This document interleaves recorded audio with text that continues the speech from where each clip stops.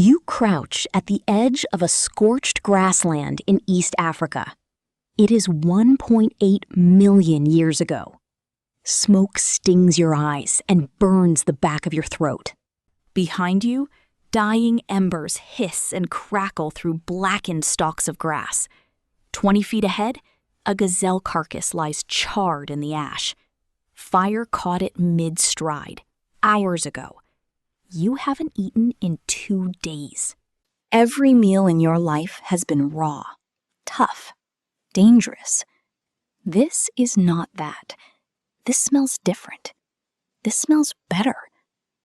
Today, undercooked meat is a health code violation. Back then, it was just Tuesday. Compare your gut to the animals sharing that grassland with you. A hyena's stomach acid sits near pH 1. That's acidic enough to dissolve bone, acidic enough to kill almost any bacteria riddling a 3-day-old carcass. A vulture's digestive tract is so hostile that anthrax and botulism pass through it and do nothing. Human stomach acid isn't close. Eat that same carcass raw, and you're gambling with salmonella and tapeworm, even a parasite called toxoplasma, one that can rewire your brain. Now, do the energy math. Your brain burns through roughly 20% of your body's total energy. It weighs about 2% of your body mass.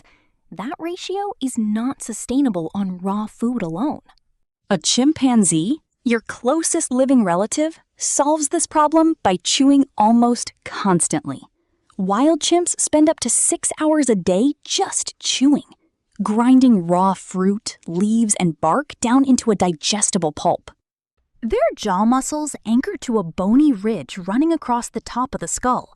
Humans don't have that ridge. Our jaws are weaker. Our molars are smaller. Our guts are shorter, gram for gram, than a chimpanzee's. We had the fuel demands of a predator and the digestive weapons of neither a predator nor an ape. Too weak a stomach to eat raw meat safely. Too small a jaw to out-chew raw plants. By every metric of comparative anatomy, we should have gone extinct.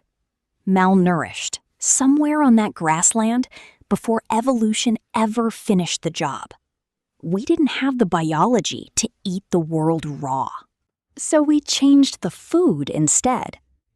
Wildfires sweep across the savanna on their own. Lightning starts most of them. No human involved. Most animals run from the smoke. Early hominins learned to walk toward it instead. A wildfire leaves something behind that raw scavenging never offers. Heat already breaks the meat down. Fat turns soft. Bacteria die in the flames. Predators steer clear of a smoking carcass, since it smells wrong to them. And the ground is often still too hot to approach.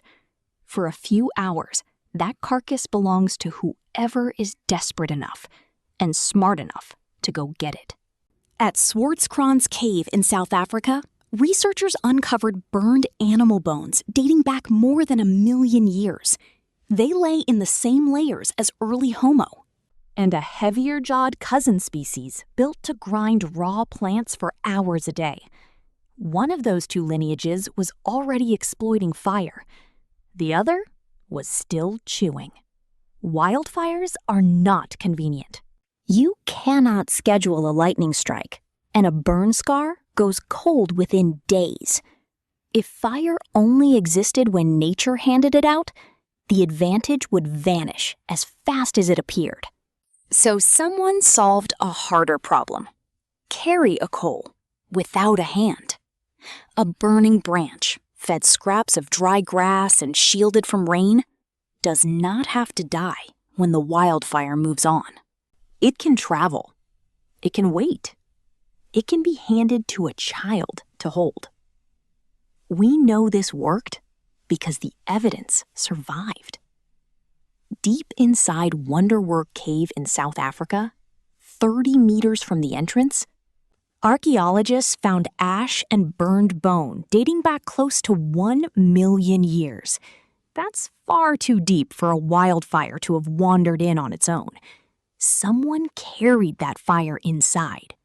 About 790,000 years ago, at a site in modern Israel called Gesher Benat Yaakov, researchers found burned wood and flint, scattered across dozens of separate occupation layers, spanning thousands of years. Not one lucky fire, generations of them.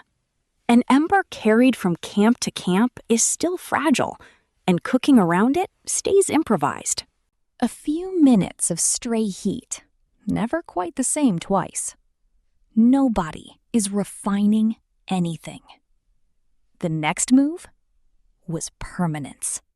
Instead of dragging fire from place to place, a group picked one spot and kept coming back to it. The same hearth, used again and again, let heat become something you could control. Banked coals for slow roasting, open flame for a quick sear. Technique could finally accumulate instead of resetting every night.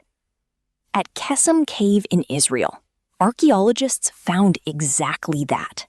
A hearth at the center of the cave floor, about 300,000 years old, layered with ash from fires lit again and again in the same spot.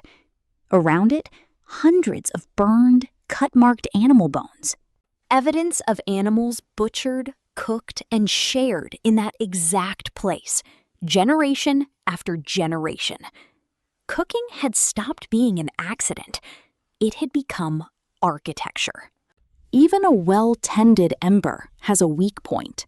Lose it, and you're back to hoping for another wildfire. One heavy rainstorm, one river crossing, one bad night, and generations of careful firekeeping could end in a single evening. The final breakthrough removed luck from the equation entirely. Strike the right stone against flint, and it throws a spark hot enough to catch prepared tinder. Not every rock works.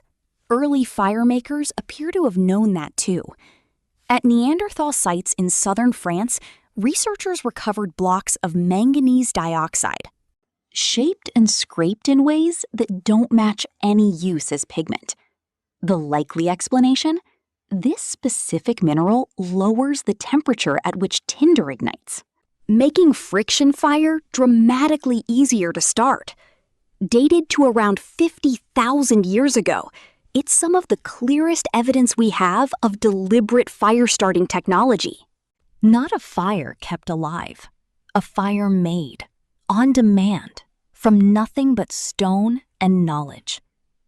What actually made fire matter wasn't the flame. It was what happened around it. A hearth needs constant tending.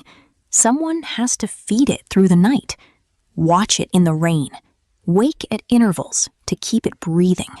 That job doesn't work alone. It works because a group trusts each other enough to divide it.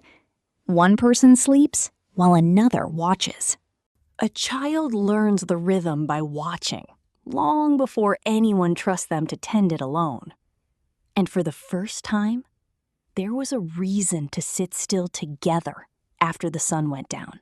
Not to hunt, not to forage, just to eat, in the same spot, at the same time, night after night. Some researchers argue this is where the shape of the human family really began. Not around blood, around a shared meal, and a fire that needed more than one person to survive the night. If a group's fire went out, and no one nearby could relight it, the nearest solution wasn't luck. It was a neighboring group, willing to share an ember, because they understood exactly what losing one meant. For nearly 2 million years, your ancestors carried coals across rivers and fed embers through monsoon rains. They taught their children which stone threw the best spark. All of it, so that today, you can make fire with a small flick of your thumb, without a single thought for how strange and fragile that first flame really was. they kept it alive, together, in the dark. And over time, that was enough.